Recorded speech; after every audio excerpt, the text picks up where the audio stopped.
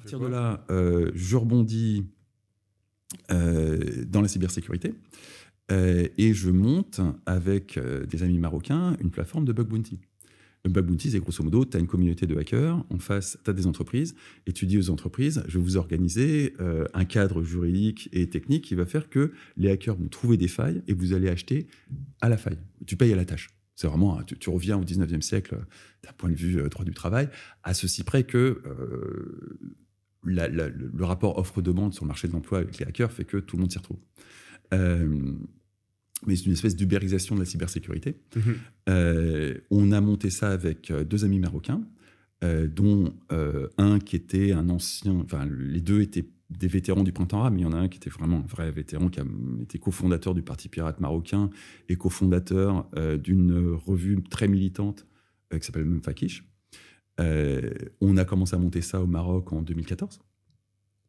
À l'époque, il n'y a pas du tout la Startup Nation et tout ce que tu as amené par la suite. Il n'y avait absolument rien en France. Donc, on s'était dit, bon, Maroc, on va tenter ça au Maroc. Ils étaient en avance. Ils faisaient des subventions, tout un tas de trucs qui sont arrivés en France. À ceci près que, grosso modo, ils donnaient des subventions pour que derrière, tu ailles la dépenser chez les amis. Donc, c'était un peu biaisé. Mais toujours est-il que pendant 2 ans, on a développé tout ça au Maroc avant de rapatrier tout ça en France. Et puis après, ça a dégénéré.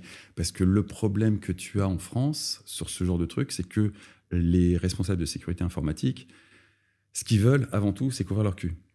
Et c'est tout à fait légitime dans le système de gouvernance dans lequel ils sont, quoi. Et ils n'ont absolument aucun intérêt à faire proprement leur boulot. Ils n'ont aucune incentive pour les récompenser d'avoir fait proprement leur boulot. Et en plus, ils sont sur un marché de l'emploi où tu trouves un emploi en claquant des doigts. Hein. Donc, c'est vraiment, si tu as une embrouille avec ta hiérarchie en tant que RSSI dans une boîte du CAC 40, tu signes ta démission et le soir même, tu as trouvé un autre emploi. Ce qui fait que tu es dans un système où on va demander un pentest. Un pentest, c'est une sorte d'examen que tu peux préparer derrière, qui va vérifier que tu as bien fait ton travail d'un point de vue cybersécurité. Mais ça n'a rien à voir avec un vrai hacker qui va t'attaquer avec des méthodes hyper vislardes que les pentesters n'utilisent pas. Ouais. Et donc, le bug bounty est beaucoup plus efficace que le pentest, beaucoup plus cher aussi, parce que grosso modo, comme tu payes à la faille, tu ne sais pas très bien combien de failles ils vont trouver, ces enfoirés de hackers. Donc, s'ils trouvent des failles dans tous les sens, non seulement, quelque part, ça te fout dans la merde, parce que ça te montre qu'il y a des vrais problèmes sur ton infra. Ça te coûte super cher. Toi, RSSI, tu te retrouves avec des vrais problèmes sur ton infra, mais le DSI, qui est quand même hiérarchiquement au-dessus de toi, bah, ça montre qu'il a mal fait son boulot. C'est quoi, du coup, DSI Directeur informatique et responsable sécurité. Okay. Et généralement, il y a une relation hiérarchique. Même quand, dans l'organigramme, ils sont séparés, il y a quand même une relation hiérarchique. Et tu es dans un système à la française où le responsable informatique n'est pas au COMEX. Et le RSSI, de toute façon, n'est même pas capable de discuter avec un mec du COMEX. Il ne parle pas la même langue. Ouais. En général, c'est... Deux cerveaux différents. Le RSSI, en général, c'est un hacker à Woody's qui a mis un costume à 3 pièces et qui est engoncé dans un costume Célio à 3 pièces et qui est super mal à l'aise, hein. Même s'il gagne bien sa vie, qui pourrait se payer du smalto. Hein. Mais c'est pas son truc, machin. Donc c'est les mecs qui sont en costume à la défense et tu sens que la première chose qu'ils font en sortant du bureau, même pas en arrivant chez eux, c'est retirer la cravate et... Parce que c'est pas leur environnement. Donc, ils se plient à cet environnement. Ils sont incapables de discuter avec un COMEX. Le DSI lui-même n'est pas au COMEX. Et le COMEX, qui est composé de gens qui n'ont aucune compétence technique, décide de l'avenir numérique de la boîte et de la transformation digitale. Donc, ça donne la catastrophe qu'on a en France. Le résultat, c'est que assez rapidement, on s'est aperçu que fondamentalement, le modèle économique du bug bounty, ça ne marcherait jamais en France. On avait un tiers du CAC 40 comme... on a fait le parcours, typiquement Startup Nation, hein, Station F, plan média, la totale. On a même essayé de rentrer le Family, c'est quand j'ai pitché Oussama, à l'époque, tu m'avais dit « Ouais, c'est top, allons-y ». C'est avec tes associés que ça merdait. Et donc, je monte ça. Le modèle économique s'avère être totalement défaillant parce que autant les Américains sont friands de découvrir de nouvelles failles de sécurité pour mieux se sécuriser, et les gouvernances d'entreprise font que tu as une vraie incentive quand tu es responsable de la sécurité pour mieux sécuriser ta boîte. Autant en France, tu n'as aucune incentive pour mieux sécuriser ta boîte quand tu es responsable de la sécurité.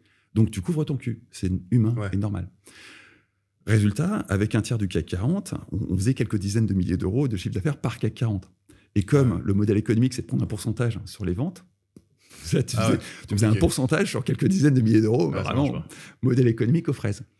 Et à partir de là, mon associé, parce que le premier qui était le cofondateur du Parti Pirate s'était déjà fait dégager, a décidé avec les investisseurs de faire un pivot qui consistait à installer les infrastructures du bug bounty dans des pays étrangers, dans des législations étrangères.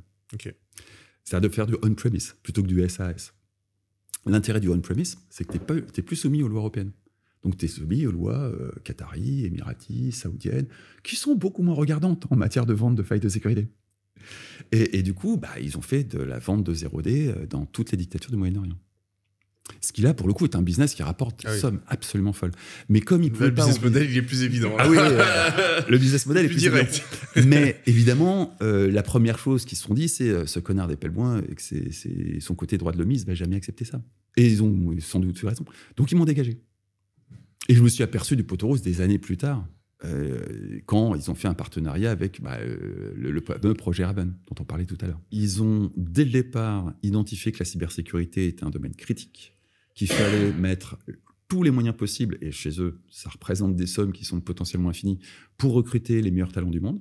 D'où cette espèce d'obsession pour les hackers. Dans un premier temps, c'était des vétérans de la NSA, et puis maintenant qu'ils ont leur plateforme de bug bounty fournie par des Français, ils peuvent recruter absolument qui ils veulent, dans les conditions qu'ils veulent, vu que c'est leur législation.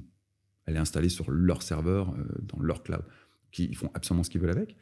Mais ça leur permet, typiquement, on parlait de Pegasus tout à l'heure, pour construire du Pegasus, il faut plusieurs failles de cybersécurité sur iPhone, sur Android. Une faille de sécurité 0-clic sur iPhone, ça doit valoir dans les 2 millions de dollars. Seulement ? C'est bien déjà.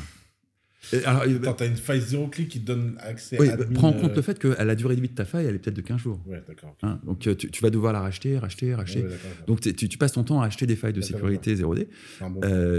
J'allais dire, attends, où est-ce que j'achète? Et qui faisait après, même si c'est que 15 jours, si on a besoin pour un usage spécifique, etc., ça peut quand même... la faille, c'est pas tout. Hein.